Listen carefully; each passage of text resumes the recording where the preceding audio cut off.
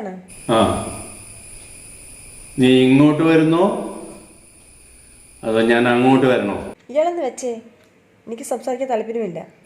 ഇല്ലെങ്കിൽ നിന്റെ ആ കിളവനൊന്ന് ഫോൺ കൊടുത്തേ. പപ്പ ഇവിടെ ഇല്ല, ബാങ്കിൽ പോയിരിക്കുക.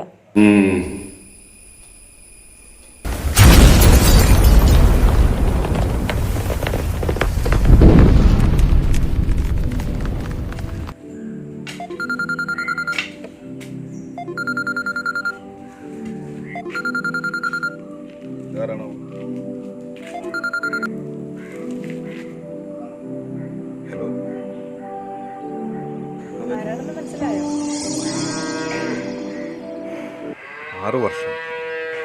6 വർഷം നിന്നെ ഈ മനസ്സിൽ കൊണ്ട് നടന്നവനാണ് ഞാൻ. എന്നിട്ടും നീ എന്നെ തേച്ചിട്ട് പോയി.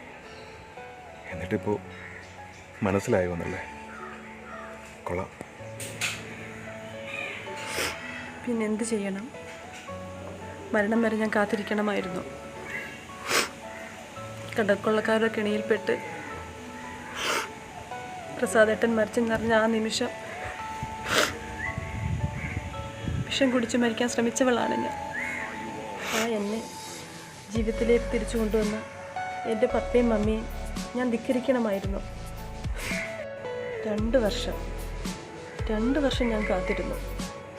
എൻ്റെ മനസ്സ് പറഞ്ഞു പ്രസാദേട്ടൻ തിരിച്ചു വരുമെന്ന്. ഒരു പെണ്ണിനെ എത്രയെന്ന് വെച്ചാൽ പിടിച്ചു നിൽക്കാൻ പറ്റുന്നത്? അവസാനം കിട്ടിയതോ മുഴുവട്ടനെ. എന്നും കൂടി കുടിച്ചിട്ട് വന്ന് എന്നെ എടുത്തിട്ട് തല്ലും. ഞാൻ എന്ത് ചെയ്യണം പ്രസാദേട്ട? ഇപ്പോൾ നീ എവിടെ ഉള്ളത്? എൻ്റെ വീട്ടിൽ. കുട്ടികളോ? ഇല്ല. പപ്പയും മമ്മിയും? മമ്മി അമേരിക്കയിൽ സിനിയുടെ കൂടെയാണ്. അവളുടെ 2ാമത്തെ ഡെലിവറി കഴിഞ്ഞു. ഇവിടെ ഞാനും പപ്പയും മാത്രം. പ്രസാദേട്ടൻ്റെ കുട്ടികളോ? കല്യാണം കഴിച്ചിട്ട് വേണ്ടേ കുട്ടികളുണ്ടാവും? അയ്യോ, അതെന്താ? എന്താണെന്ന് അറിയാൻ വയ്യ. ഓ, അപ്പൊ എന്നെ ഓർത്ത് നടക്കുകയാണോ? ഓർത്ത് നടന്നിരുന്നു കുറച്ച് നാൾ. ഇത് മനസ്സിലായി എല്ലാം വെറുതെയാണ്. മനുഷ്യൻ ആഗ്രഹിക്കുന്നില്ല നേരം കഴിഞ്ഞിട്ട് എന്താ അല്ല? ആരെ? പ്രസാദേട്ടനെ. നീനെ കൊലക്ക് കൊടുക്കുമോ? ഓ, ഒന്ന് കണ്ടെന്ന് വെച്ച് ആരും കൊല്ലാൻ പോകുന്നില്ല. അതൊന്നും ശരിയാത്തില്ല. നിനക്ക് ദൈവം ഒരാളെ തന്നിട്ടുണ്ട്. നീ അങ്ങനെ ജീവിച്ചാൽ മതി. എനിക്കെങ്ങും വയ്യ അയാളുടെ ചവിട്ടും കുത്തും മേടിച്ച് കിടക്കാൻ. ഞാൻ ഡിവോഴ്സ് നോട്ടീസ് അയക്കാൻ പോവുക. നീ എന്തെങ്കിലുമൊക്കെ ചെയ്യും. എന്നെ പറഞ്ഞു വിടുക. എനിക്ക് എൻ്റെ അച്ഛനെ നോക്കണം. ഞാൻ ഇനിയും വിളിക്കും.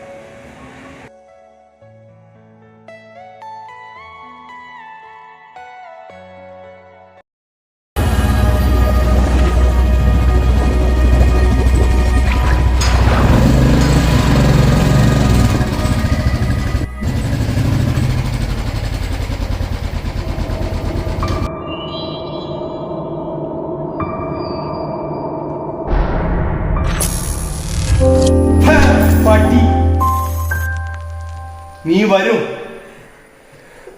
വന്നില്ലെങ്കിൽ നിന്നെ ഞാൻ വരുത്തും. കേട്ടോടി ചൂലേ?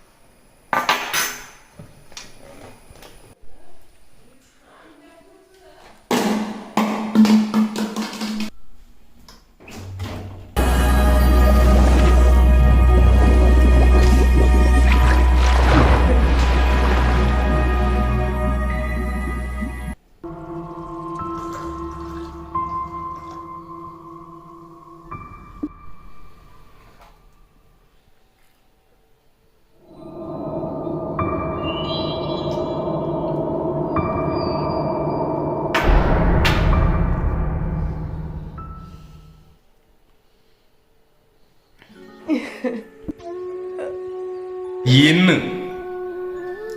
ഇന്ന് നീ അവിടെ എത്തിയില്ലെങ്കിൽ പിന്നെ നീ ഇല്ല, പിന്നെ നീ തീർന്നു മോളെ.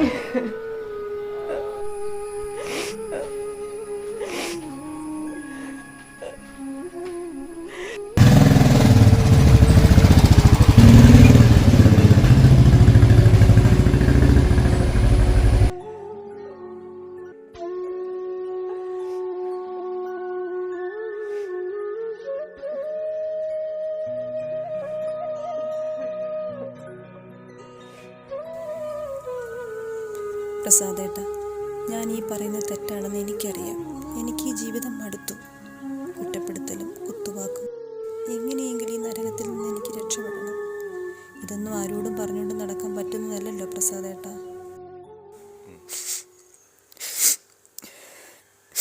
ഇനി ഞാൻ പ്രസാദേട്ടനെ വിളിക്കില്ല.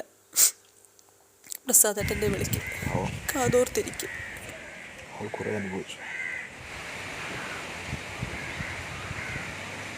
ഹലോ, സനോജ് ആൻറ്റി ആണോ?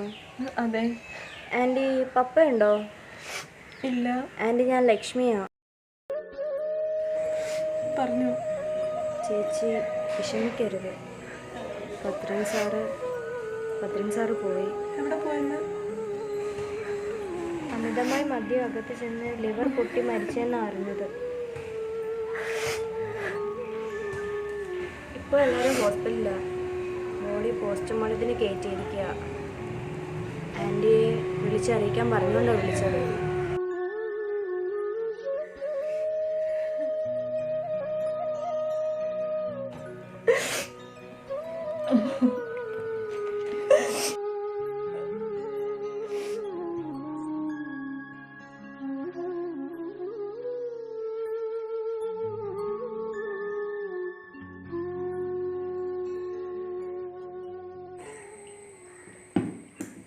മോനെ, ആ ഇതേ വരുന്നച്ചാ.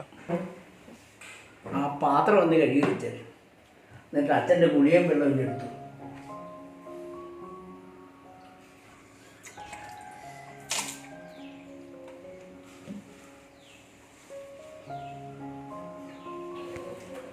കഴിച്ചു കഴിഞ്ഞാ? മോട്ടോറോസ് എങ്ങനെ ഉണ്ടായിരുന്നു സാർ? സൂപ്പറായിരുന്നു.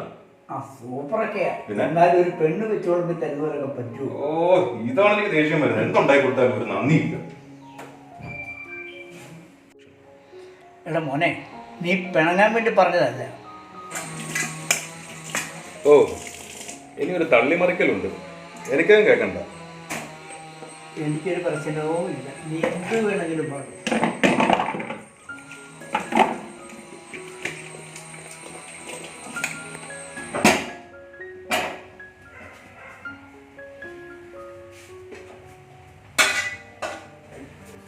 എൻ്റെ മോനെ ഇങ്ങനെ കഷ്ടപ്പെടുന്നത് ഈ അച്ഛന് കാണാൻ വയ്യ. മോനെ, നീ ഒരു പെണ്ണ് കെട്ടണം. അതിലുണ്ടാകുന്ന കുഞ്ഞിനെ എനിക്കൊന്ന് താലോലിക്കണം. അത് മാത്രമാണ് അച്ഛൻ്റെ ആഗ്രഹം. അത് മാത്രം. അച്ഛാ, വലിയ ആർഭാടോ ആഘോഷമൊന്നും ഇല്ലാതെ ഞാനൊരു പെണ്ണിനെ വിളിച്ചുകൊണ്ട് വന്ന അച്ഛൻ സ്വീകരിക്കുമോ? ആരാണത്?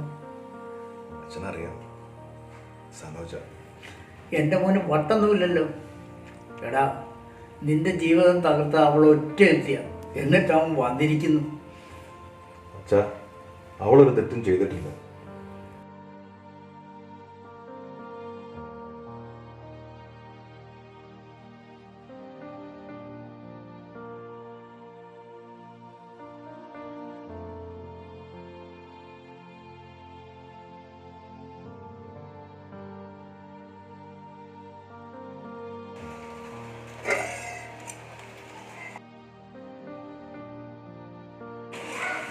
ഞാൻ ഇനി എത്ര നാൾ ജീവിക്കാനാ? ജീവിക്കേണ്ടത് നിങ്ങളല്ലേ.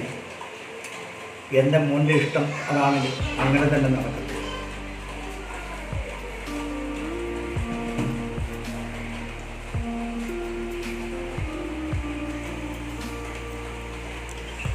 ആ ഐഡിയ അച്ഛൻ സമ്മതിച്ചേട്ടോ. നമുക്കതങ്ങ് നടത്താം. പിന്നെ ഞാനൊരു 3 മണിയാകുമ്പോൾ വിളിക്കാം കേട്ടോ.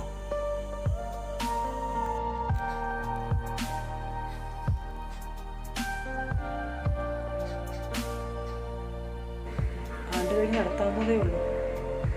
പക്ഷേ എന്തോ ഒരു കുറ്റബോധം എന്നെ വേട്ടയാടുന്ന പ്രസാദേട്ട. എന്താണ്? അത് മദ്യത്തിൻ്റെ ഒപ്പം വിഷം വിളിച്ചെന്ന് മരിച്ചെന്നല്ലേ പോസ്റ്റ്മോർട്ടം റിപ്പോർട്ട്? അതിനെന്താ, അയാൾ വിഷം ചേർത്ത് അടിച്ചിട്ടല്ലേ ചത്തത്? അയാളല്ല ചേർത്തത്, പിന്നെ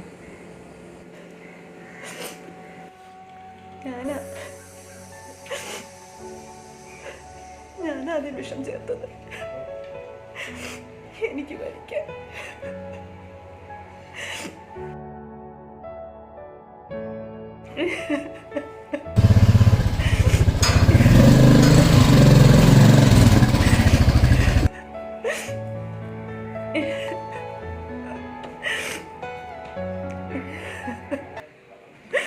ആ വിഷമാണ് ഭദ്രന്റെ കെട്ടി പഠിച്ചത്.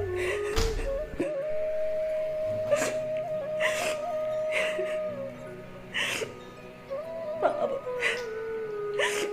ഭദ്രന്റെ ജീവൻ തന്നെ എന്നെ രക്ഷിക്കുകയായിരുന്നു. നീ ഇതൊന്നും ഇനിയിപ്പോൾ ആരോടും വിളമ്പാനും നിൽക്കണ്ട. ദൈവം കൊടുത്ത പണിയായിരിക്കും. നമ്മൾ ഒന്നാകണമെന്നുള്ള ദൈവനിശ്ചയം. അതുകൊണ്ട് നമുക്കിതങ്ങ് നടത്താം. ഒരിക്കലും പൊറുക്കാൻ കഴിയാത്ത തെറ്റുകൾ തന്നെയാണ് ഭദ്രേട്ടൻ ചെയ്തിട്ടുള്ളത്. പക്ഷേ ഇപ്പോൾ ആ മനുഷ്യനോട് സ്നേഹം തോന്നുന്നു. നീ എന്തായാലും ഒരുമാതിരി സെൻറ്റ് ആകുന്നത്. ഞാനൊരു കാര്യം പറഞ്ഞാൽ പ്രസാദേട്ടൻ പിണങ്ങുന്നു. എന്താണ്? എനിക്ക് വേണ്ടി സ്വയം എരിഞ്ഞടങ്ങിയ ആ മനുഷ്യൻ ഇന്നില്ലെങ്കിലും എൻ്റെ കഴുത്തിൽ താലി കെട്ടിയ പുരുഷനല്ലേ പ്രസാദേട്ട? ഇനിയുള്ള കാലം ഭദ്രേട്ടൻ്റെ ഓർമ്മയിൽ ഞാൻ ജീവിച്ചു കൊള്ളാം. പ്രസാദേട്ടൻ എന്നും എൻ്റെ നല്ലൊരു കൂട്ടുകാരനായിരിക്കും. ഇതൊരുമാതിരി ഉറങ്ങിക്കിടന്ന കുഞ്ഞിനെ വിളിച്ചുണർത്തിയിട്ട് കഞ്ഞിയില്ലെന്ന് പറഞ്ഞോലായല്ലോ. പാവം, അച്ഛനോട് ഞാൻ എന്ത് സമാധാനം പറയും? പ്രസാദേട്ടൻ വിഷമിക്കണ്ട, നമുക്ക് നല്ലൊരു പെണ്ണിനെ കണ്ടുപിടിക്കാം. ഓ, ഇനിയിപ്പോൾ അതിൻ്റെ ആവശ്യമൊന്നുമില്ല. അല്ലെങ്കിൽ തന്നെ നീ ഇപ്പോൾ എൻ്റെ രണ്ടാമത്തെ തവണ എത്തിയിരിക്കുന്നത്. ചുമ്മാ അതല്ല പിള്ളേർ ഓരോന്നിനൊക്കെ പെട്രോൾ ഒഴിച്ച് കത്തിക്കുന്നത് എന്നും പറഞ്ഞ് ഞാൻ നിന്നെ കത്തിക്കാൻ പോകുന്നൊന്നുമില്ല കേട്ടോ. നീ അങ്ങയുടെ ഓർമ്മയിൽ അങ്ങ് ജീവിച്ചാൽ മതി. ഞാൻ എന്നും നിൻ്റെ നല്ലൊരു കൂട്ടുകാരനായിരിക്കും. വരട്ടെ. Okay, by.